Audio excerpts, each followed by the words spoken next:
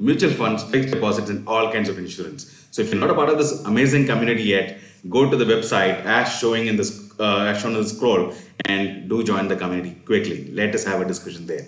So coming to the market yesterday, what happened? In fact, we were expecting a more than 200 point gap down. But then, even though SGX Nifty was showing more than 200 points gap down, we could see a lot of positivity in the Indian market, isn't it? So what happened? Even before the opening of the market, we could see the Nifty actually crossing above 17,100 and staying there. So that was something really good. So we could start above 17,100. So after that, there was some consolidation in the initial stage of the day. We could see the market kind of struggling to get a direction. It was not going up, not down. So it was a directionless movement for initial few minutes, I would say. And then from there, things started changing. It started moving down slowly, and that's exactly when we could take some good trades at Gold Club in MBA Invest community. And as we had expected a positive up move, the exact trade worked really well, and we could see the market actually rising up. And that was something really good. So it went on to rise and touched a high of almost 17,280. And then from there was some sell-off. But still, we could proudly say that even after the sell-off, the market could settle at 17,241. So that was a good range. In fact, the major resistance of 17,170 was broken. And we could see the market actually going at and closing above 17,200. That's a great sign. Now, what powered all this thing? So one of the most important thing, we had discussed on the Sunday meeting that the IT sector is in focus. And we had also discussed that this time we wouldn't see the margin actually improving in the IT sector. And yesterday was the first IT sector result, that too from the biggest IT company in India, TCS. So TCS did come out with the result, and it of course came out after the market hours. But then people could sense probably what was happening. Of course, there might be insiders who already know about the results, and we could see the entire IT sector rallying up. We could see almost every IT stock kind of rallying up yesterday. Even though after a big gap up, we could see most of the IT stocks, especially the big wigs, actually closing in the green yesterday. So that was something really good. So we could see positivity in Tech Mahindra, Infosys. By the way, if you remember, we had discussed this, I think 2 weeks back, or not two, I think a little more than that, every year, the Infosys, after the results, they actually think of, planning a buyback. So this has been happening regularly, and that has a 1 year lock-in period. So after 1 year of the previous one is what they can do the next one. So that 1 year had got over in September, and we had discussed that this could happen this time also, and that's exactly why we went on to a slightly heavier buying in Infosys already. And we are holding, all of us I'm sure are holding Infosys at a very good price. So now that has again been announced. Yes, officially Infosys has announced that they are considering a buyback, and the discussion of this will be happening on 13th. Yes. So today is 11th, and in 2 days we have that also coming. So that is what was giving some positivity to Infosys. And when Infosys and TCS, the big wigs, are already moving up, what else can what else is needed to support the other ones? And that's why we could see the entire IT lot actually doing good yesterday. So if you look at the market, of course, there was a major volatility after the rise. It actually fell down, but then did not stop. From there again, it rallied up. So who supported the market yesterday? It was none other than the DIIs. Yes. So DIIs have already bought yesterday for 2,137 crores.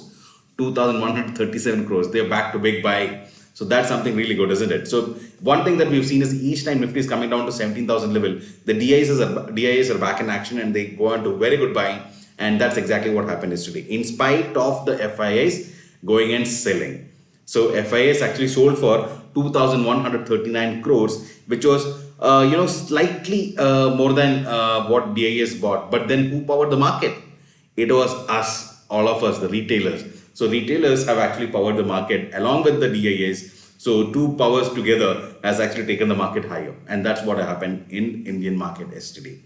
But then after Indian markets closed, we could see the US. US in fact opened higher. So in fact, I thought market might actually do well. So by the time I was getting to bed, I checked the US market were kind of doing good. But from there, when I woke up this morning, I see a big fall in the US as well. Though not as big as what other falls has been happening the last previous days. But what triggered the selling in the US? That's something important that we need to understand. So in the US yesterday, there was a new law that was brought in to actually reduce the chip export from the US to the China. Yes, so US is going to go tough on China, and that's something these small indicators are indicating. And when chip makers are put into such a trouble, so most of semiconductor companies were at fall. It was almost a free fall for companies like Qualcomm and Intel, and we could also see Nvidia falling down. So these are all the major big wigs in the Nasdaq. And because of this, we could see Nasdaq falling down by almost 1%.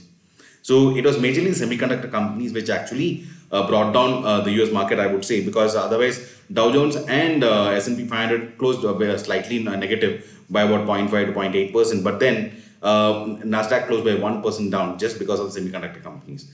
So that is something that is kind of slightly worrying for those companies. But then I would say this is a temporary panic situation and things should get recovered. But among all this, one thing that we need to notice is Nasdaq has fallen to a 2-year low. Nasdaq has slightly broken the support which it was at. So that is something which is slightly concerning. But then, like I've been speaking, IT companies in India are in a better situation. If you see yesterday, there was yet another fall in Indian rupee. Though it is not great for Indian economy, but then a rupee hit a low of 82.7 rupees per dollar. And this is a way beneficial to IT companies because most of their income comes in dollars. And that's exactly could be a powering situation for the IT sector in India. But then there is a tendency in Indian market where we actually tend to sell off the IT sector when the Nasdaq falls. So that is something to be watched out today. But however, since the IT sector in India has already fallen so much and fundamentally we are much stronger compared to any of the global markets, I think we should not see much fall in the IT sector. So though it may not rise up, at least it may not fall much.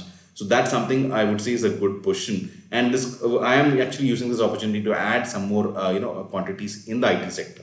So that's something I'm looking forward to, right? So with all that, I would say what else is happening? Yes, I forgot to tell you this about Paytm.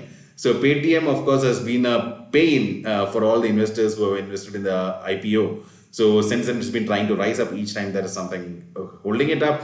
And the latest news is that they actually have increased the loan dispersals from Paytm. In fact, it has gone up by 3x in the last quarter. So that's something good. And probably we could see some action in Paytm today. So that's something that you can watch out for.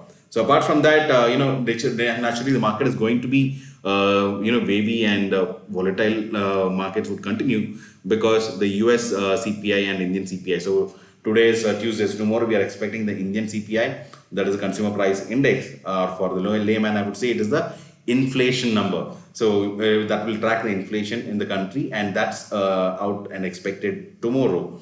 So that's something would be in focus. And on Thursday, there is the US CPI, the US inflation data coming in. And tomorrow evening after Indian markets close, there's also the US Federal Reserve, the central bank of US, coming out with their minutes of the meeting, discussing about probably the some hint might even come about the rate hikes in the US. So these are things which will keep the Indian markets volatile to the core, and things are not going to be easy. But then thanks to our new strategies that we use at the MPI Gold Club, we are making good profits still. So this week has had a great start. In fact, the last weekend we had a great profit booking. Yesterday we could see some great profits, and today we continue to look at booking some more profits. That's something that we look forward to. And of course, a week is something looking great already. So with that, it's a great way to start for us. But for investors, again, this is a great time to continue to invest at the right time. I would say if you're not investing directly in stock market, at least start your mutual fund investment and start slightly increasing your SIP funds. In fact, if you're still not sure which mutual fund or stock to invest in, do join our community and we help you free of cost. So that's something you should consider. And I hope all of you are loving this new live market report that we do. The best part of this is it is interactive. In fact, today being Tuesday, we have it slightly early at 6:45, but all of the days we are trying to bring it to 8 a.m. sharp. So that will make it more interactive. You can actually come on, even put your questions here, and which we can discuss. Or if you have any points that you want to discuss, they can put up in the comment section, the live chat that's happening. And this makes it interactive in the morning itself. So make sure you place your schedule such that 8 a.m. to 8:15 p.m. is set for our market report, and I'm sure we'll have some good interaction here as well. So with that, this is Srikant Rajan signing off. But before we leave, if you want to ensure that you get all the notification when we go live, the first thing you need to do is press the subscribe button. And if you've done the subscribe button, do click the bell icon next to it, because that is when you get the notification on your phone or your mobile or your laptop. So that's something you need to do, and do press the like button. That motivates us, that helps us know that you are actually liking what we do here. So with that, this is Srikant signing off, wishing you all a great day and a great week ahead. Goodbye. Have a great day.